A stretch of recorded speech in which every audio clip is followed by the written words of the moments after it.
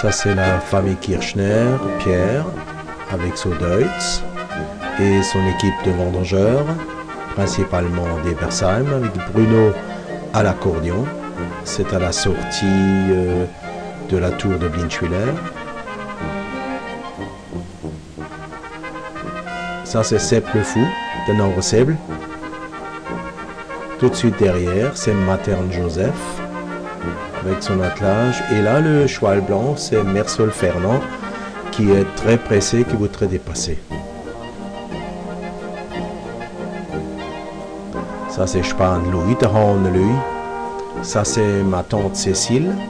Et ma mère, Nartz Madeleine, qui vient derrière.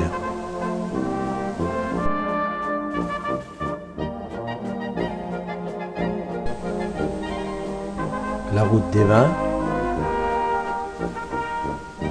Direction Blinchwiller, là c'est l'arrêt de la famille Kirchner pour aller dans les vendanges. Ça se situe au-dessus du village.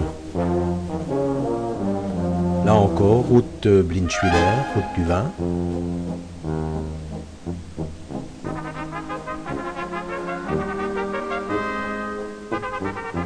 Là c'est les vendanges 2006 avec les moyens modernes et puis 1958.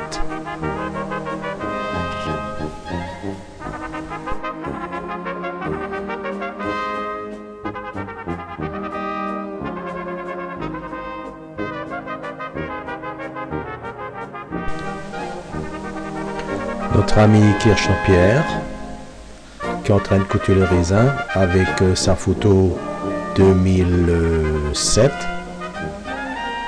Là, il avait encore beaucoup de cheveux.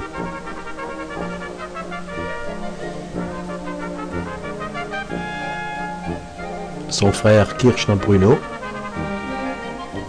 photo 2008 et 1968.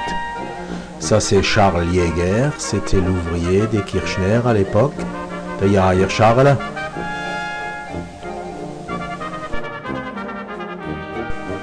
Dans le bas, la machine à vendanger. Et dans le haut, 1958. L'époque, il n'y avait pas de machine. Donc, tout se portait avec la haute, comme on voit sur l'image en noir et blanc. Le petit carré, c'est la benne à pinot noir.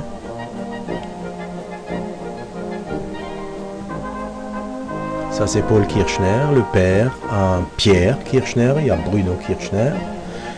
Et là, on est sur le meilleur moment de la journée, c'est le repas. C'est la grosse miche de pain de Leibbrot avec le fromage blanc de Wiesekas. Durchs Rosel, Schafrosel, et la mère à Pierre, et les filles, c'est les filles Riva. Déjà des très belles filles à l'époque.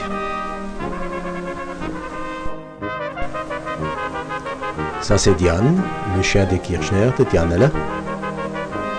Rue du Maréchal Foch, la descente du tracteur Kirchner vers le chai. Ici on se trouve chez Villemann, le domaine Villemann. À l'époque, gros domaine viticole qui était géré par le père Rollerjean, on le voit maintenant qui est en train de déboucher la bouteille. Et le plus jeune dégustateur, c'est Kirchner-Pierre.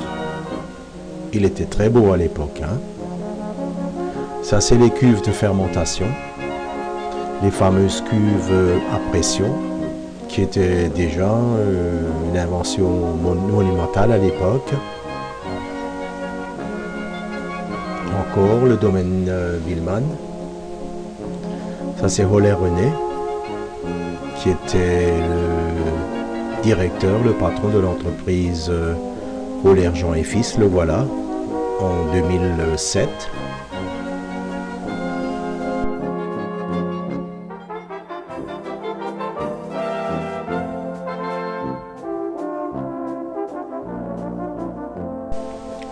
Ça, c'est l'arrivée sur le chai de la maison Kirchner-Paul et Fils à l'époque.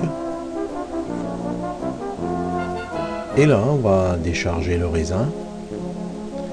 Voilà, ça se faisait avec une fourche. Et ça, on déversait dans un refouloir, ça s'appelait un refouloir, qui broyait un tout petit peu le raisin. Et les filles aidaient à débarrasser le raisin à la fin du refouloir.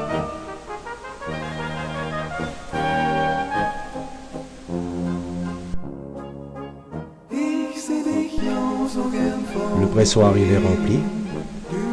Donc là on remonte certains éléments qui sont des planches au départ. Après c'est les grosses poutres. C'était un sacré travail à l'époque. Voilà, déjà équipé les Kirchner avec un moteur. Le père Kirchner-Paul qui est en train de ramener le moteur sur la vis sans fin. Voilà, ça tourne.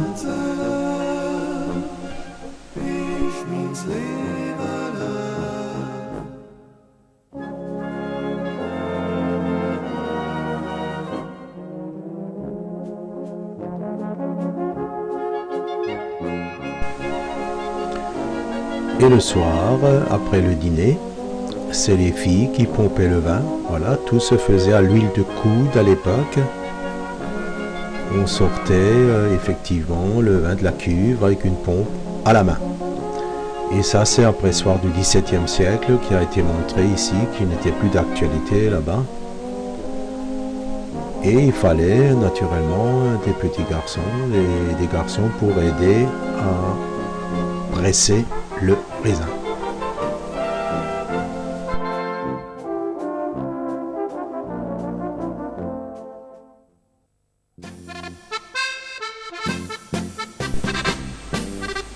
C'est la fin de la journée. Là, c'est encore Kirchen-Pruno avec son accordéon qui amuse la galerie. La fin de la journée, ça se termine toujours par les festivités, un peu de danse dans la cave du viticulteur.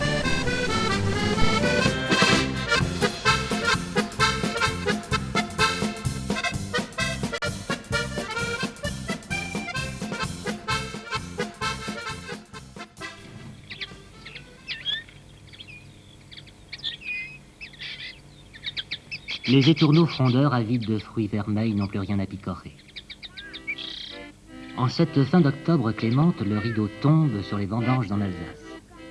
Fin joyeuse d'un deuxième acte dans un décor pourpre, vert et or, véritable miracle puisqu'il est hors de doute maintenant que le produit de ces vendanges très tardives vaudra à ceux qui ont misé sur le meilleur acteur de la pièce, le soleil, un vin hors classe, supérieur au grand cru des années 66 et 64.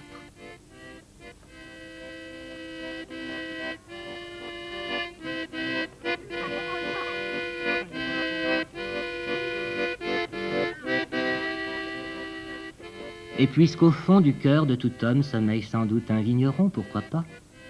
Louons aujourd'hui les dieux qui ont fait à l'Alsace connaître le vin, que Nigellus chanta, que Souabe, Bavaroise et Bataves se disputèrent. Dans la vieille et religieuse Alsace, les vignerons travaillaient donc pour les abbayes et les châteaux, dont les ruines aujourd'hui encore attestent l'orgueilleuse puissance.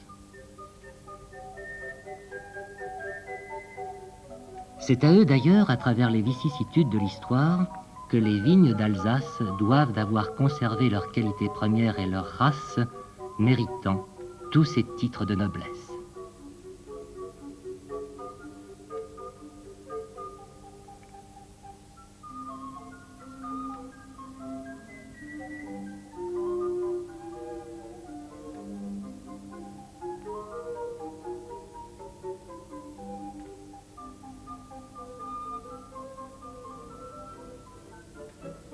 Des qualités certes, mais dangereuses, auxquelles l'envahisseur suédois, semble-t-il, ne sut point résister.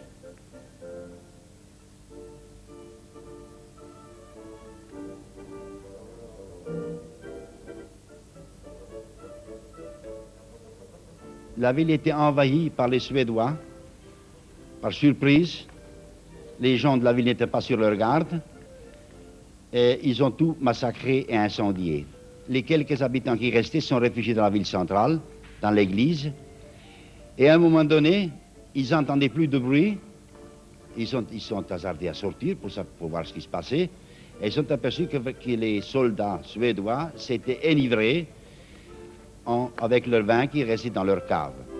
Et voilà. Puisque nous avons entamé l'anecdote, poursuivons sur ce ton qui sied si bien au conteur. Ainsi donc, d'une époque à l'autre, d'un village à l'autre, sur la route du vignoble, la grande histoire avec majuscule, s'il vous plaît, a-t-elle drainé la petite histoire du vin? L'acquéreur étranger, par exemple, était signalé à son de cloche par le guetteur sur le toit de la mairie. Le gourmet s'avançait à sa rencontre et le conduisait chez le vigneron. Le vin choisi l'accompagnait les fûts jusqu'à la frontière de la commune.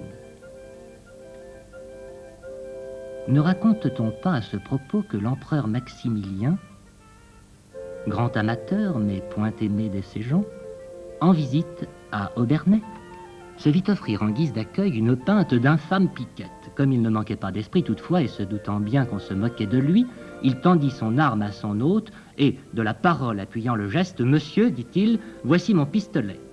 Si vous trouvez dans cette cité plus fier coquin que vous, je vous permets de le lui offrir. » Ce coup du pistolet, passé depuis à la postérité, n'est qu'une facétie parmi bien d'autres de ce vin d'Alsace, ce génie familier qui n'accompagnait pas que des fêtes et ne célébrait point que des émois. Symbole de vie, de joie, tour à tour truffé de souvenirs héroïques ou de pieuses légendes, il fut respecté avec dévotion. Et si mécréant que l'on soit, on s'incline devant ce qu'on y sent de divin. Cette chapelle, c'est un idole pour les habitants de Dampach. Pendant la Révolution française, elle fut vendue aux enchères. Il y a 32 familles de Dampach qui sont mises avec leur honneur pour l'acheter. Il paraît qu'on a payé plus de 2000 livres en ce moment. On a continué à dire la messe sous la Révolution, oui. Il y avait un curé au nom de Zepfel qui était natif de Dampach, qui n'était pas d'accord avec le curé qui était nommé par le comité des révolutionnaires. Et ce curé tenait la messe ici, et c'est à cause de ça que la chapelle fut vendue. Il y avait des contre, n'est-ce pas, des pour et des contre. Mais les habitants de Dampach, ils attenaient à ce curé de Zepfel. Et puis le dimanche, quand la chapelle fut vendue, tous les paroissiens se montaient ici à la chapelle pour faire leur aumône et leur service. Et puis le curé de la paroisse, il n'avait pas de monde. Je me rappelle encore bien que mon père il me disait que souvent il y avait des bagarres entre les deux contreparties.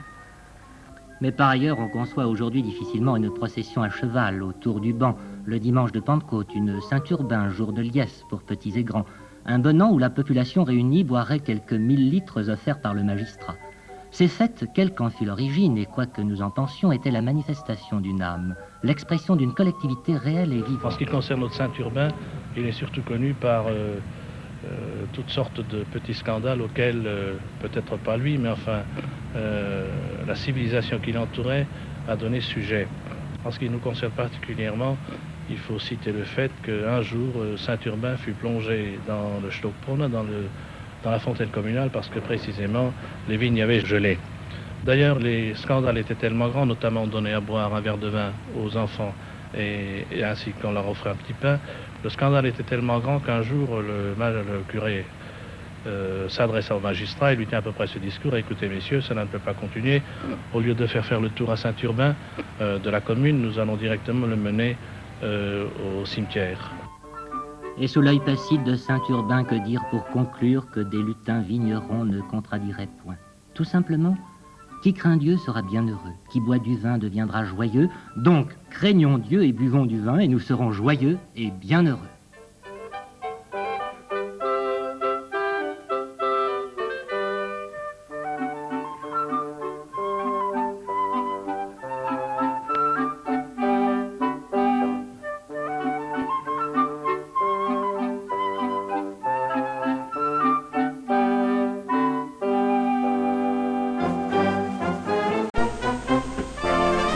On est en 1958. Le groupe folklorique ainsi que la musique qui défile rue du Maréchal Foch ici, avec le groupe à l'arrière,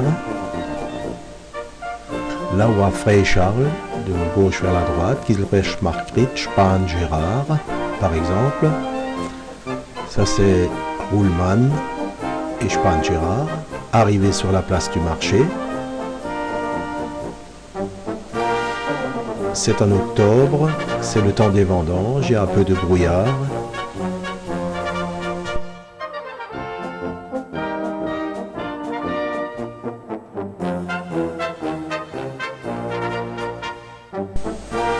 Le tout jeune garçon avec le bâton, c'est Arnold Claude. Le groupe folklorique.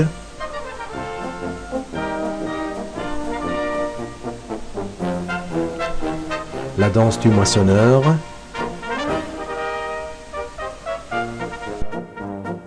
Tal voll Feld mit Weih und Wald, es gibt's hier in meinem Land, wo ich so schön über die Stege gehen.